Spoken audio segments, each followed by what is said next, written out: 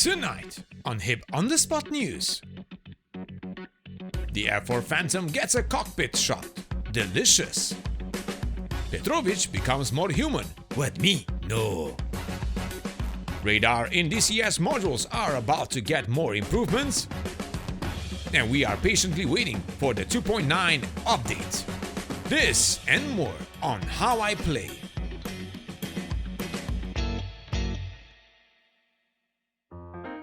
Hello virtual pilots, I'm Andre Celesti, and tonight we are going to talk about the latest updates in DCS world.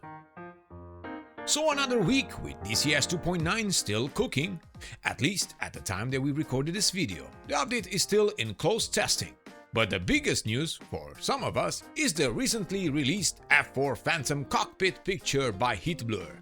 One picture that started a wave of excitement in the community. And I cannot hide it either, as the moment I saw it, I got reminded that we are indeed closer to seeing this bird in that pre-order phase, maybe a preview version in a showcase, anything. So, are we close to the release? Well, we always getting closer to it, and no doubt Heatblur is working hard to finalize everything for us. So, we wish them well and good luck with the entire process. We will be waiting with patience. Right, guys? Okay, now let's move on. On Friday, ED informs us that with the most recent changes coming to the F-A18C and the F-16C air-to-air radar detection modeling, they have further refined how the radar detects targets based on realistic set of probabilities. The Phase 2 changes provide a more realistic simulation of radar detection probabilities that will have more variable detection ranges, low-quality spurious detections, more accurate RCS effects, and modeling of radar modes. First, they mention the fluctuation of target RCS, as real targets have complex shapes, and their linear sizes are often larger than the radar wavelength. This means that radar returns from different parts of the airframe may add or cancel each other, depending on the relative phase causing the RCS to fluctuate. So in ED's approach, using random changes according to the exponential distribution, also known as the swirling case 1 model, yes, I like models, the result is a non-constant detection range and target detection probability. Make sense? No. Good. Let's move on. Next thing they tweaked is the noise variability. So the detection probability will also depend on the noise level, its variability, and the number of coherent processing intervals or CPIs per dwell. Because the noise level continuously changes, the target may or may not be detected in a particular CPI. ED explains in detail the differences in successful ranging of the RTWS modes and how they work. The main thing to take from this is that each mode has its benefits, and when it comes to noise, for example, in HPRF velocity search mode, post-detection integration or PDI replaces frequency modulation ranging. In that mode, signals from the CPIs are summoned to make noise fluctuation smaller and thus minimize the probability of false alarms. This allows lower threshold sensitivity and increased detection ranges without increasing false alarm probability. So wait, less noise, better detection, and no false alarms. Exactly, Petrovich. But wait, there is more. Next, they mention the mode-specific range and Doppler resolution. Closely spaced targets may not be resolved individually, and they may have been displayed as a single target. Happens a lot. Return energy of such targets may fall into a single Doppler range bin and results in a detection at longer ranges. Velocity resolution depends on CPI duration. So in HPRF, with the 3 CPIs per dwell resolution, is better than that in MPRF mode with 8 CPIs per dwell. In RAID mode, up to 4 CPIs may be merged into 1, thus increasing velocity resolution 4 times. RWS HPRF modes use linear frequency modulation for ranging, and it has poor range resolution. In MPRF mode, range resolution is defined by range bin size and it's always equals to 150 meters. And last but not the least, ED talks about atmospheric propagation loss, as the atmosphere absorbs radio waves proportionally to its density.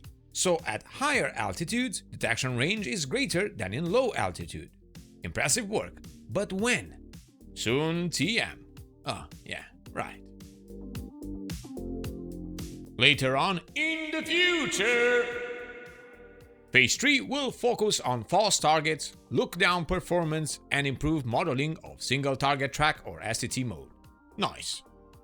Moving on, the Mi-24P Hind will also receive more improvements in the upcoming open beta update. More precise, new Petrovich AI enhancements, and an updated SPO-10 radar warning receiver or RWR. Yes, but tell me, what am I getting? Okay, Petrovich, let's see. Petrovich AI is getting... Yes? Continue already, come on! Petrovich AI is receiving new and more realistic target scan behavior to deal with his lack of... No. I have lack of nothing. Petrovich, can I? Yes, sorry, but what are you saying here? So they want to make things more realistic in your scanning behavior. You know, when you look around for girls, yellow ladas, specialized transport with electronics and imported spirits, yes. No, Petrovich. For those, I know you have a good and precise eyesight. Of course, I never miss. Alright, but you need to know that real crews struggle with seeing everything. So from now on, you may notice that Petrovich lists all the targets he can see only after his sight is enabled and can be slewed. ED decided to improve this interaction with Petrovich AI by restricting him to the same limits as a human operator. Yes, but I don't like that. Why, Petrovich? It's because they will blame me even more now for not seeing important stuff. No, Petrovich, you got it wrong. The new target scanning system involves a deeper analysis of the target area and its surrounding.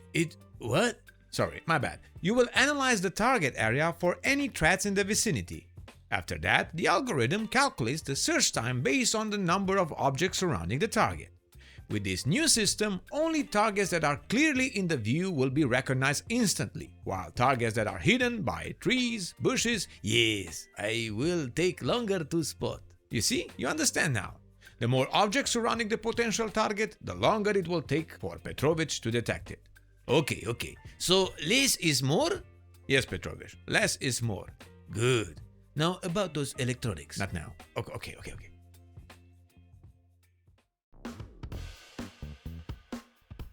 Moving on, the updated SPO-10 RWR will consist of 4 channels with completely independent processing, the same as the real system.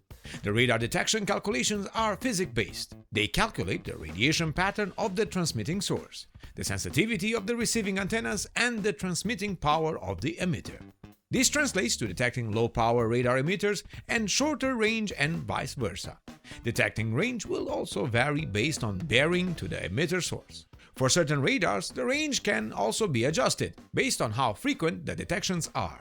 The system will now only detect emission sources within the operating frequency range of the RWR. For instance, early warning and search radars and some other radar types will not be detected. ED are also refining the pitch and roll channel's authority based on comparison data. Their earlier version was based on the Mi-24V swash plates limit. Compared to the new Mi-24P data, it should have less authority in pitch and roll, and they are correcting this discrepancy. This will make the DCS Mi-24P Hind more responsive to pitch and roll inputs changes. Well, we are sure looking forward to test this in action. And that's it for today. Remember to check our sponsor VR Rock for your VR blue light protection and prescription lenses. Many thanks to our patrons that support our channel: Rhinox, Richard Burstein, Stevan Adashchik, Pegasus24, Runan, Crash, Santiago Ordonez, Hobo, Dieter Nussbaumer, Tony Prince, Jan Masak, Isot, Moljam, Dougal Wilson, Brock Guet, and Frank Diaz del Pino. Thank you guys for your continuous support, and a message for you: make sure you check the Patreon page for future updates on our channel and some special content over there. Remember to leave us a like if you find the video informative, and subscribe to keep in touch with all the latest news on your favorite simulators and games. I'm Andre Celesti, reminding you to fly safe, and I'll see you next time.